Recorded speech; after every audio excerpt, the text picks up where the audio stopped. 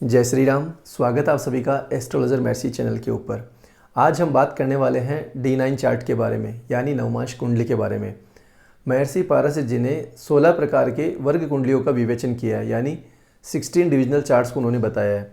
इसके अंदर उन्होंने 3 चार्ट को सबसे ज़्यादा महत्व दिया है। वो 3 चार्ट कौन कौन से हैं? आपकी लग्न कुंडली, नवमांश कुंडली और षष्टियांश यानी D60 चार्ट। इन तीनों को बहुत ज़्यादा महत्व दिया है। देखिए, लग्न कुंडली के बिना तो आप किसी दूसरी कुंडली के ऊपर जा ही नहीं सकते, क्योंकि ये आपकी ओवरऑल हर एक चीज़ को बताती है। नवमांश क्या है? एक राशि का 9th डिवीजन, यानी जो एक राशि का मान है उसका जब 9th डिवीजन करोगे तो नवमांश कहलाएगा। हमारा जो एंटायर स्पेस है इसको 27 नक्षत्रों के अंदर विभाजित किया गया है। प्रत्येक नक्षत्र के 4-4 चरण हैं। तो जब आप 4 को 27 से मल्टीप्लाई करोगे तो 108 यानी पूरा स्पेस जो है आपका कवर होता है। ठीक उसी प्रकार एक राशि का 9th डिवीजन, टोटल राशियाँ हैं आपकी 12। जब आप 12 को इन 9 से मल्टीप्लाई करोगे तो संख्या आती है 108। इसका मतलब क्या हुआ कि एक नक्षत्र के एक चरण का जो सूक्ष्मता का लेवल है वो आप नवमांश से चेक कर सकते हो। तो इससे आपको आइडिया हो जाएगा कि एक नवमांश का कितना बड़ा महत्व है। नवमांश को हम बेसिकली मैरिज के लिए चेक करते हैं, लेकिन सिर्फ मैरिज के लिए चेक करना कहीं ना कहीं ये सही नहीं है, क्योंकि आपकी लग्न कुंडली का नवम भाव क्या है? भाग्य स्थान। और विवाह का भाव कौन सा है? सप्तम। तो यदि सिर्फ मैरिज के लिए इनको कैटेगराइज करना होता तो सप्तमांश बनाते, नवमांश क्यों बनाया? आपकी लग्न कुंडली क्या है? आपका शारीरिक अस्तित्व है। चंद्र कुंडली क्या है? आपका मानसिक अस्तित्व है। नवमांश क्या है? नवमांश वो कुंडली है जिसके अंदर आपकी छिपी हुई शक्तियाँ हैं, या हम ये बोल सकते हैं कि आपका भाग्य है। नवमांश का सबसे ज़्यादा प्रयोग किया जाता है किसी भी ग्रह की स्ट्रेंथ को चेक करने के लिए।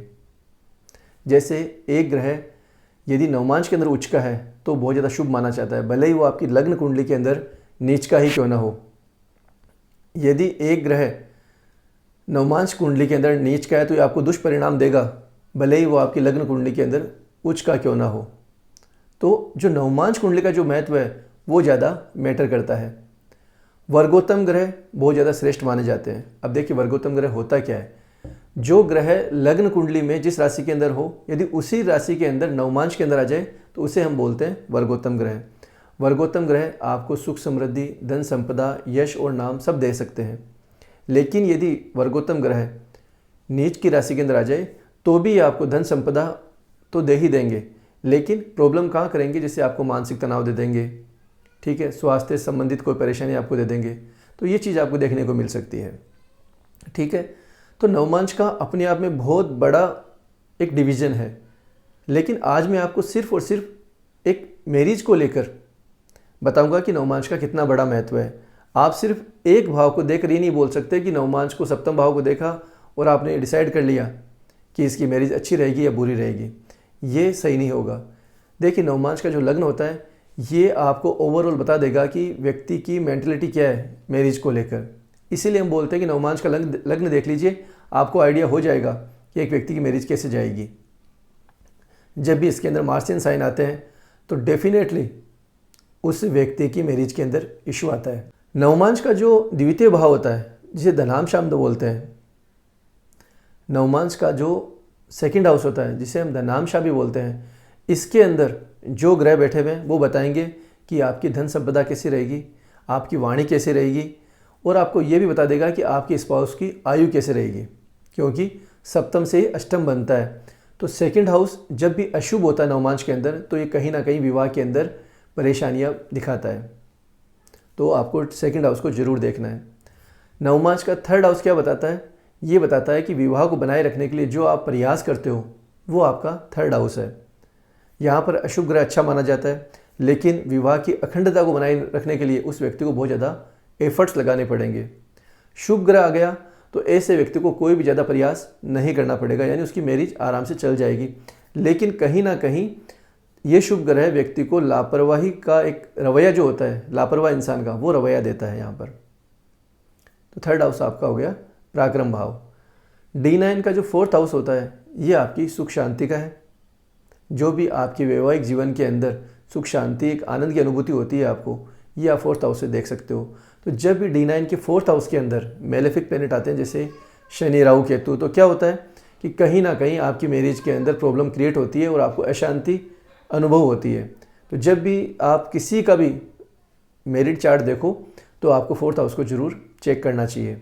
नवमांश का जो पंचम भाव है वो आपकी बुद्धि का है। बुद्धि कौन सी? जिस बुद्धि के माध्यम से आप अपने रिलेशनशिप को चला रहे हो। यानी यहाँ पर अगर शुभ ग्रह बैठता है, या हम ये बोल सकते हैं कि यदि पंचम भाव शुभ है तो ऐसा व्यक्ति किसी भी ऑब्स्टेकल के अंदर, किसी भी परेशानी के अंदर आराम से उस प्रॉब्लम को क्या कर लेगा, कवर कर लेगा, हैंडल कर लेगा। वहीं यदि यहाँ पर अशुभ ग्रह आ गए तो आपकी बुद्धि क्या हो जाएगी, अनैतिक हो जाएगी, और उन्हीं के चलते आप कहीं ना कहीं कुछ ऐसा कर्म करोगे जिसकी वजह से आपके मैरिड लाइफ के अंदर प्रॉब्लम आएगी। तो आपका पंचम भाव भी बहुत ज़्यादा इंपॉर्टेंट है। नवमांश का 6th हाउस आपके संघर्ष, आपके स्ट्रगल, आपके एनिमिटी को दर्शाता है। इसीलिए जब भी 7th हाउस लॉर्ड 6th में आता है तो ऐसे व्यक्ति के डिस्प्यूट बने रहते हैं। तो यहाँ पर शुभ अगर आपको 6th भाव मिल जाए तो कहीं ना कहीं ऐसे व्यक्ति के वैवाहिक जीवन के अंदर संघर्ष नहीं होता, एनिमिटी नहीं होती। 7th भाव क्या है? आपका ओवरऑल, आपका जो वैवाहिक पार्टनर है, जो स्पाउस है, उसके बारे में संपूर्ण जानकारी दे देगा आपका 7th भाव। इसलिए 7th भाव यदि आपका शुभ है, अच्छे ग्रहों से सुस्थित है, तो कहीं ना कहीं आपका वैवाहिक जीवन अच्छा रहता है। नवमांश का 8th भाव क्या है? आपकी विवाह की आयु, दुर्घटना, एक्सीडेंट, अनैतिक संबंध, एक्सटर्नल मैरिटल अफेयर, ये 8th भाव बताता है। 9वां भाव क्या है? 9वां भाव आध्यात्मिकता के लिए देखा जाता है। ये विश्वास का भाव है क्योंकि जुपिटर का स्थान है। तो जब भी 9वें भाव में नैसर्गिक अशुभ ग्रह बैठ जाए या 6, 8, 12 से पीड़ित हो जाए तो ऐसे रिश्ते के अंदर क्या होता है, विश्वास नहीं होता, विश्वास खो जाता है ऐसे रिश्ते के अंदर और प्रॉब्लम देखने को मिलती है। 10th हाउस आपके ओवरऑल कर्म है, और कर्म यहाँ क्या बनता है नवमांश के अंदर कि आपका वैवाहिक जीवन के प्रति आपका क्या दायित्व है, वो आपका कर्म है। तो यहाँ पर शुभ ग्रह बैठेंगे, अच्छा 10वां भाव होगा, तो एक व्यक्ति अपनी रिस्पॉन्सिबिलिटी अच्छे से निभाएगा, अच्छे कर्म करेगा। लेकिन यदि वहीं उल्टा हो गया, यानी अशुभ हो गया 10वां भाव, तो ऐसा व्यक्ति अनैतिक कर्म करना और अपना जो रवैया है वो गैर जिम्मेदारी वाला रखेगा। 11वां भाव ये क्या है? एक्सपेक्टेशन का भाव है, आपकी डिजायर्स को रिप्रेजेंट करता है। तो आप अपने पार्टनर को लेकर कितनी एक्सपेक्टेशन रखोगे? देखिए, उम्मीद उतनी रखो जितनी जायज़ है। ज़्यादा एक्सपेक्टेशन प्रॉब्लम को क्रिएट करती है। तो जब भी 11th हाउस के अंदर मेलेफिक प्लैनेट्स आते हैं तो वो क्या करते हैं कि ऐसा व्यक्ति अपने पार्टनर को लेकर बहुत ज़्यादा एक्सपेक्टेड रहेगा, चाहे वो भौतिक हो चाहे वो शारीरिक हो। तो उन डिजायर्स को चलते हुए उनके रिश्ते के अंदर परेशानी आपको दिखाई देगी। तो 11वां भाव बता देगा कि ऐसे व्यक्ति का कितना एक्सपेक्टेड लेवल है। 12th हाउस, 12th हाउस क्या है? 12th हाउस लॉस का भी है, खर्चों का भी है, और साथ ही साथ बेड प्लेजर का भी है। तो 12th हाउस भी यदि आपका शुभ है, अच्छी कंडीशन के अंदर है, तो एक वैवाहिक जीवन के लिए जो मोस्ट इंपॉर्टेंट पार्ट है बेडरूम प्लेजर, वो अच्छे से रहेगा। और इसके अलावा वहाँ पर लॉस और अनवांटेड एक्सपेंसेस आपको नहीं देखने को मिलेंगे। तो इस प्रकार आप नवमांश के 12 भावों को स्टडी करके फिर आप किसी डिसीजन पे आए कि इस व्यक्ति का जो वैवाहिक जीवन है किस प्रकार से रहने वाला है। कभी भी आप लग्न और सप्तम को देखकर ही ये डिसाइड नहीं कर सकते कि इनका वैवाहिक जीवन कैसा रहेगा। इसके लिए आपको 2nd हाउस भी देखना चाहिए। अब तक आपने 2nd हाउस को बिल्कुल इग्नोर किया होगा, लेकिन 2nd house most of the important house regarding married life. तो ये एक नवमांश कुंडली का बहुत ही सूक्ष्म और छोटा सा वीडियो है। आई होप आप लोगों को बहुत पसंद आएगा, और पसंद आए तो शेयर और कमेंट जरूर कीजिएगा। नेक्स्ट वीडियो के अंदर हम नवमांश के अंदर और आपको मैं सीक्रेट जो है वो आपको बताने का प्रयास करूँगा।